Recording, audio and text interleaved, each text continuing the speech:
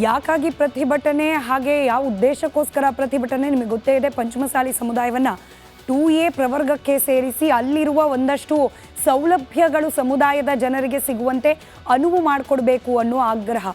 BJP ಸರ್ಕಾರ ಇರ್ತಾ ಕೂಡ ಈ ಒಂದು ಹೋರಾಟ ಉಗ್ರ ಸ್ವರೂಪವನ್ನು ಪಡ್ಕೊಂಡಿದ್ದನ್ನು ಗಮನಿಸಿದ್ರಿ. ಕೊಟ್ಟಂಗೆ ಮಾಡಿ ಬೊಮ್ಮಾಯಿ ಸರ್ಕಾರ ಕೊಡಲಿಲ್ಲ ಅನ್ನೋ ಅಸಮಾಧಾನ ಕೂಡ ಪಂಚಮಸಾಲಿ ಸಮುದಾಯದವ್ರಿಗೆ ಇದ್ದೇ ಇದೆ.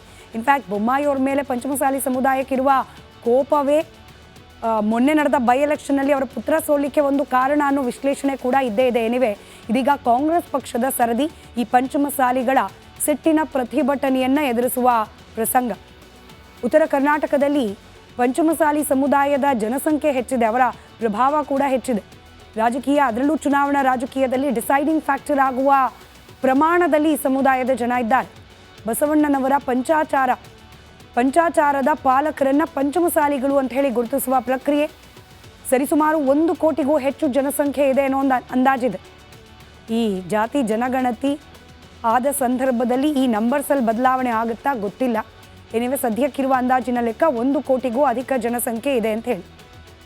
ಬಹಳ ಹೆಮ್ಮೆಯ ವಿಚಾರ ಅಂದರೆ ಕಿತ್ತೂರು ರಾಣಿ ಚೆನ್ನಮ್ಮ ಕೂಡ ಪಂಚಮಸಾಲಿ ಸಮುದಾಯದವರು ಅಂತ ಹೇಳಿ. ಆದರೆ ಈ ಸಮುದಾಯದವರು ಅನೇಕ ವಿಚಾರಗಳಲ್ಲಿ, ಅದರಲ್ಲೂ ಸರ್ಕಾರಿ ಸೌಲಭ್ಯಗಳು, ಶಿಕ್ಷಣಕ್ಕೆ ಸಂಬಂಧಪಟ್ಟಂತೆ, ಉದ್ಯೋಗಕ್ಕೆ ಸಂಬಂಧಪಟ್ಟಂತೆ ಅನೇಕ ಸೌಲಭ್ಯಗಳಿಂದ ವಂಚಿತರಾಗಿದ್ದಾರೆ. ಹೀಗಾಗಿ 2A ಪ್ರವರ್ಗಕ್ಕೆ ಸೇರಿಸಿದ್ರೆ ಪಂಚಮಸಾಲಿಗಳಿಗೆ ಅನುಕೂಲವಾಗುತ್ತೆ ಅನ್ನೋ ಆಗ್ರಹ. ಅದಾಗ್ತಿಲ್ಲ ಅನ್ನೋ ಕಾರಣಕ್ಕೇನೆ ಪ್ರತಿಭಟನೆ. ಸದ್ಯಕ್ಕೆ 3B ಪ್ರವರ್ಗದಲ್ಲಿದೆ ಈ ಸಮುದಾಯ. ಅಲ್ಲಿಂದ 2Aಗೆ ವರ್ಗಾವಣೆ ಮಾಡಬೇಕು ಅನ್ನೋ ಬೇಡಿಕೆಯನ್ನು ಮುಂದಿಟ್ಕೊಂಡು ಮತ್ತೊಂದು ಸುತ್ತಿನ ಪ್ರತಿಭಟನೆಯನ್ನು ಮಾಡಲಿಕ್ಕೆ ಸಮುದಾಯ ಜಯಮೃತ್ಯುಂಜಯ ಶ್ರೀಗಳ ನೇತೃತ್ವದಲ್ಲಿ ಅಣಿಯಾಗ್ತಾ ಇದೆ. ಇನ್ಫ್ಯಾಕ್ಟ್ ಲಿಂಗಾಯತ ಸಮುದಾಯದಲ್ಲೇನೆ ಅನೇಕ ಒಳಪಂಗಡಗಳು 2A ಕ್ಯಾಟಗರಿಯಲ್ಲಿದೆ. ಅದರಲ್ಲೂ ಇನ್ ಪರ್ಟಿಕ್ಯುಲರ್ 34 ವೀರಶೈವ ಲಿಂಗಾಯತ ಒಳಪಂಗಡಗಳು ಈಗ ಆಲ್ರೆಡಿ 2Aನಲ್ಲಿವೆ. ಪಂಚಮಸಾಲಿಗಳಿಗೆ ಈ ಸೌಲಭ್ಯ ಇಲ್ಲ. ಹೀಗಾಗಿ ಪಂಚಮಸಾಲಿಗಳಿಗೂ ಕೂಡ 2A ಮೀಸಲಾತಿಯ ಸೌಲಭ್ಯವನ್ನು ಒದಗಿಸಿ ಅಂತ ಹೇಳಿ ಆಗ್ರಹವನ್ನು ಮಾಡಿಕೊಳ್ಳಲಾಗ್ತಾ ಇದೆ. ಆದರೆ ಡಿಮ್ಯಾಂಡ್ ಮಾಡಿದ್ರು, ಪ್ರತಿಭಟನೆ ಮಾಡಿದ್ರು ಅನ್ನೋ ಕಾರಣಕ್ಕೆ 2A ಪ್ರವರ್ಗಕ್ಕೆ ಪಂಚಮಸಾಲಿಗಳನ್ನು ಸೇರಿಸೋದು ಅಷ್ಟು ಸುಲಭವಾದ ವಿಚಾರವೂ ಅಲ್ಲ. ಇನ್ ಪರ್ಟಿಕ್ಯುಲರ್ ಸಿದ್ದರಾಮಯ್ಯನವರಿಗೆ ಯಾಕೆ ಅನ್ನೋದನ್ನು ಗಮನಿಸೋದಾದರೆ, ಸದ್ಯಕ್ಕೆ 2A ಕ್ಯಾಟಗರಿಯಲ್ಲಿರ್ತಕ್ಕಂಥ ಅತಿ ದೊಡ್ಡ ಜಾತಿ ಅಂದರೆ ಕುರುಬರದ್ದು, ಸಿದ್ದರಾಮಯ್ಯನವರು ಪ್ರತಿನಿಧಿಸುವಂತಹ ಸಮುದಾಯ. ಈಗ 2Aನಲ್ಲಿ ಮತ್ತೊಂದು ಸಮುದಾಯವನ್ನು ಅಥವಾ ಪಂಗಡವನ್ನು ಸೇರ್ಪಡೆಗೊಳಿಸದ್ದೇ ಆದಲ್ಲಿ ಕಾಂಪಿಟೇಷನ್ ಹೆಚ್ಚಾಗುತ್ತೆ. ಅಂದರೆ ಈ 2A ಅಡಿಯಲ್ಲಿನ ಮೀಸಲಾತಿ ಸೌಲಭ್ಯವನ್ನು ಪಡೆಯುವವರ ಸಂಖ್ಯೆ ಹೆಚ್ಚಾಗುತ್ತೆ. ಕುರುಬರು ಆಗ ಆಕ್ಷೇಪವನ್ನು ವ್ಯಕ್ತಪಡಿಸ್ಲಿಕ್ಕೆ ಪ್ರಾರಂಭ ಮಾಡ್ತಾರೆ, ಸೇರಿಸ್ಕೂಡ್ದು. ಈಗ ಆಲ್ರೆಡಿ ನಾವು ಆಗಲೇ ಹೇಳಿದಾಗೆ 34 ವೀರಶೈವ ಲಿಂಗಾಯತ ಒಳಪಂಗಡಗಳು ಕೂಡ 2Aನಲ್ಲಿದೆ. ಮತ್ತಷ್ಟು ಸಮುದಾಯಗಳನ್ನು ಸೇರಿಸೋದ್ರಿಂದ ಮೀಸಲಾತಿ ಕೊಟ್ಟರೂ ಕೂಡ ಪ್ರಯೋಜನ ಇಲ್ಲ ಅನ್ನೋ ರೀತಿಯಲ್ಲಿ ಆಗಿಬಿಡುತ್ತೆ ಅನ್ನೋ ಆರೋಪ ಅಥವಾ ಆಕ್ಷೇಪಣೆ ಕುರುಬ ಸಮುದಾಯದಿಂದಲೂ ಕೂಡ ಬರೋ ಸಾಧ್ಯತೆ ಇದೆ. ಹೀಗಾಗಿ ಒಂದು ಕಡೆ ಪಂಚಮಸಾಲಿಗಳನ್ನು ಕೂಡ ವಿಶ್ವಾಸಕ್ಕೆ ತೆಗೆದುಕೊಳ್ಬೇಕು, ಕುರುಬರನ್ನ ಕೂಡ ಸಮಾಧಾನವಾಗಿ ಇಡಬೇಕು ಅಂದರೆ ಸಿದ್ದರಾಮಯ್ಯನವರ ಮುಂದಿರೋದು ಒಂದೇ ದಾರಿ.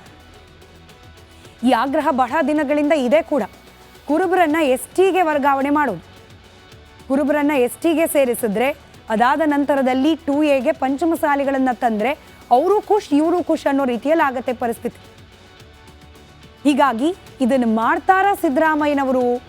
ನಾವಿಲ್ಲಿ ಮಾತನಾಡ್ತಿರೋಷ್ಟು ಸುಲಭ ಇಲ್ಲ. ಕಾನೂನಾತ್ಮಕವಾಗಿ ಒಂದಷ್ಟು ಜಟಿಲತೆಗಳು ಕೂಡ ಇದರಲ್ಲಿ ಇದ್ದೇ ಇರುತ್ತೆ. ಇದೆಲ್ಲವನ್ನ ಕೂಡ ನಿರ್ವಹಿಸಿಕೊಂಡು ಇಂಥದ್ದೊಂದು ನಿರ್ಧಾರಕ್ಕೆ ಕೈ ಹಾಕ್ತಾರಾ ಸಿದ್ದರಾಮಯ್ಯನವರು? ಕಾದು ನೋಡಬೇಕಾಗಿದೆ. ಎನಿವೆ, ಸರ್ಕಾರದ ವಿರುದ್ಧ ಪ್ರತಿಭಟನೆಯ ಬಿಸಿಯನ್ನು ಪ್ರಯೋಗ ಮಾಡಲಿಕ್ಕೆ ಮುಂದಾಗ್ತಿದ್ದಾರೆ ಪಂಚಮಸಾಲಿ ಸಮುದಾಯದವರು. 10ನೇ ತಾರೀಕು ಟ್ರ್ಯಾಕ್ಟರ್ ರ್ಯಾಲಿಯನ್ನು ಮಾಡುವ ಮೂಲಕ ಸುವರ್ಣಸೌಧವನ್ನು ಮುತ್ತಿಗೆ ಹಾಕ್ಲಿಕ್ಕೆ ಮುಂದಾಗ್ತಿದ್ದಾರೆ. ಆ ಪ್ರತಿಭಟನೆಗೆ ಸರ್ಕಾರ ಯಾವ ರೀತಿಯಾಗಿ ಸ್ಪಂದಿಸುತ್ತೆ ಕಾದು ನೋಡೋಣ. ಯಾಕಾಗಿ ಪ್ರತಿಭಟನೆ ಹಾಗೆ ಯಾವ ಉದ್ದೇಶಕ್ಕೋಸ್ಕರ ಪ್ರತಿಭಟನೆ ನಿಮಗೆ ಗೊತ್ತೇ ಇದೆ. ಪಂಚಮಸಾಲಿ ಸಮುದಾಯವನ್ನು 2A ಪ್ರವರ್ಗಕ್ಕೆ ಸೇರಿಸಿ ಅಲ್ಲಿರುವ ಒಂದಷ್ಟು ಸೌಲಭ್ಯಗಳು ಸಮುದಾಯದ ಜನರಿಗೆ ಸಿಗುವಂತೆ ಅನುವು ಮಾಡಿಕೊಡ್ಬೇಕು ಅನ್ನೋ ಆಗ್ರಹ. ಬಿಜೆಪಿ ಸರ್ಕಾರ ಇರ್ತಾ ಕೂಡ ಈ ಒಂದು ಹೋರಾಟ ಉಗ್ರ ಸ್ವರೂಪವನ್ನು ಪಡ್ಕೊಂಡಿದ್ದನ್ನು ಗಮನಿಸಿದ್ರಿ. ಕೊಟ್ಟಂಗೆ ಮಾಡಿ ಬೊಮ್ಮಾಯಿ ಸರ್ಕಾರ ಕೊಡಲಿಲ್ಲ ಅನ್ನೋ ಅಸಮಾಧಾನ ಕೂಡ ಪಂಚಮಸಾಲಿ ಸಮುದಾಯದವ್ರಿಗೆ ಇದ್ದೇ ಇದೆ. ಇನ್ಫ್ಯಾಕ್ಟ್ ಬೊಮ್ಮಾಯಿ ಅವ್ರ ಮೇಲೆ ಪಂಚಮಸಾಲಿ ಸಮುದಾಯಕ್ಕಿರುವ ಕೋಪವೇ ಮೊನ್ನೆ ನಡೆದ ಬೈ ಎಲೆಕ್ಷನ್ನಲ್ಲಿ ಅವರ ಪುತ್ರ ಸೋಲಿಕ್ಕೆ ಒಂದು ಕಾರಣ ಅನ್ನೋ ವಿಶ್ಲೇಷಣೆ ಕೂಡ ಇದ್ದೇ ಇದೆ. ಎನಿವೆ, ಇದೀಗ ಕಾಂಗ್ರೆಸ್ ಪಕ್ಷದ ಸರದಿ ಈ ಪಂಚಮಸಾಲಿಗಳ ಸಿಟ್ಟಿನ ಪ್ರತಿಭಟನೆಯನ್ನು ಎದುರಿಸುವ ಪ್ರಸಂಗ. ಉತ್ತರ ಕರ್ನಾಟಕದಲ್ಲಿ ಪಂಚಮಸಾಲಿ ಸಮುದಾಯದ ಜನಸಂಖ್ಯೆ ಹೆಚ್ಚಿದೆ, ಅವರ ಪ್ರಭಾವ ಕೂಡ ಹೆಚ್ಚಿದೆ. ರಾಜಕೀಯ, ಅದರಲ್ಲೂ ಚುನಾವಣಾ ರಾಜಕೀಯದಲ್ಲಿ ಡಿಸೈಡಿಂಗ್ ಫ್ಯಾಕ್ಟರ್ ಆಗುವ ಪ್ರಮಾಣದಲ್ಲಿ ಈ ಸಮುದಾಯದ ಜನ ಇದ್ದಾರೆ. ಬಸವಣ್ಣನವರ ಪಂಚಾಚಾರದ ಪಾಲಕರನ್ನ ಪಂಚಮಸಾಲಿಗಳು ಅಂತ ಹೇಳಿ ಗುರುತಿಸುವ ಪ್ರಕ್ರಿಯೆ. ಸರಿಸುಮಾರು 1 ಕೋಟಿಗೂ ಹೆಚ್ಚು ಜನಸಂಖ್ಯೆ ಇದೆ ಅನ್ನೋ ಒಂದು ಅಂದಾಜಿದೆ. ಈ ಜಾತಿ ಜನಗಣತಿ ಆದ ಸಂದರ್ಭದಲ್ಲಿ ಈ ನಂಬರ್ಸಲ್ಲಿ ಬದಲಾವಣೆ ಆಗುತ್ತಾ ಗೊತ್ತಿಲ್ಲ. ಏನಿವೆ ಸದ್ಯಕ್ಕಿರುವ ಅಂದಾಜಿನ ಲೆಕ್ಕ 1 ಕೋಟಿಗೂ ಅಧಿಕ ಜನಸಂಖ್ಯೆ ಇದೆ ಅಂತ ಹೇಳಿ. ಬಹಳ ಹೆಮ್ಮೆಯ ವಿಚಾರ ಅಂದರೆ ಕಿತ್ತೂರು ರಾಣಿ ಚೆನ್ನಮ್ಮ ಕೂಡ ಪಂಚಮಸಾಲಿ ಸಮುದಾಯದವರು ಅಂತ ಹೇಳಿ. ಆದರೆ ಈ ಸಮುದಾಯದವರು ಅನೇಕ ವಿಚಾರಗಳಲ್ಲಿ, ಅದರಲ್ಲೂ ಸರ್ಕಾರಿ ಸೌಲಭ್ಯಗಳು, ಶಿಕ್ಷಣಕ್ಕೆ ಸಂಬಂಧಪಟ್ಟಂತೆ, ಉದ್ಯೋಗಕ್ಕೆ ಸಂಬಂಧಪಟ್ಟಂತೆ ಅನೇಕ ಸೌಲಭ್ಯಗಳಿಂದ ವಂಚಿತರಾಗಿದ್ದಾರೆ. ಹೀಗಾಗಿ 2A ಪ್ರವರ್ಗಕ್ಕೆ ಸೇರಿಸಿದ್ರೆ ಪಂಚಮಸಾಲಿಗಳಿಗೆ ಅನುಕೂಲವಾಗುತ್ತೆ ಅನ್ನೋ ಆಗ್ರಹ, ಅದಾಗ್ತಿಲ್ಲ ಅನ್ನೋ ಕಾರಣಕ್ಕೇನೆ ಪ್ರತಿಭಟನೆ.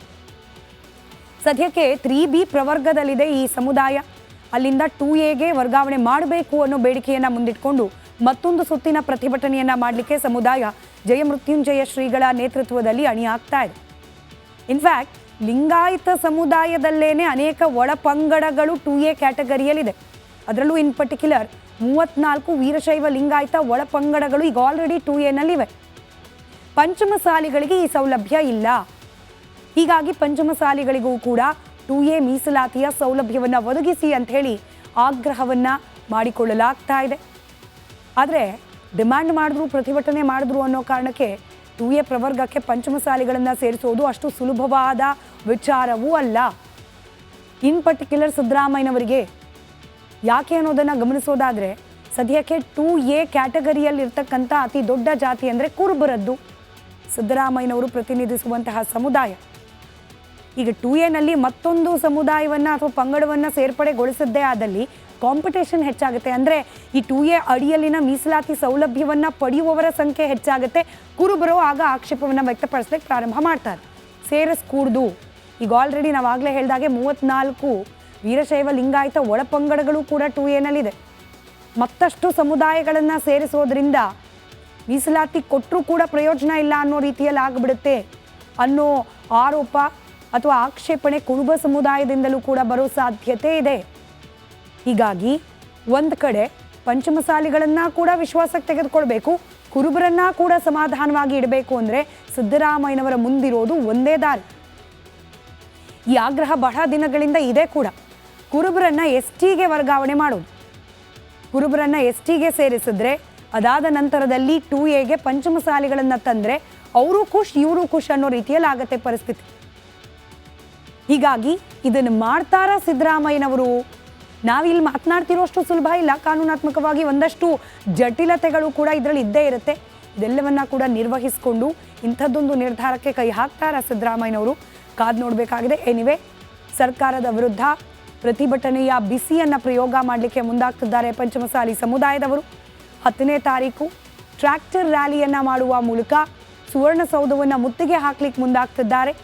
ಆ ಪ್ರತಿಭಟನೆಗೆ ಸರ್ಕಾರ ಯಾವ ರೀತಿಯಾಗಿ ಸ್ಪಂದಿಸುತ್ತೆ ಕಾದು ನೋಡೋಣ.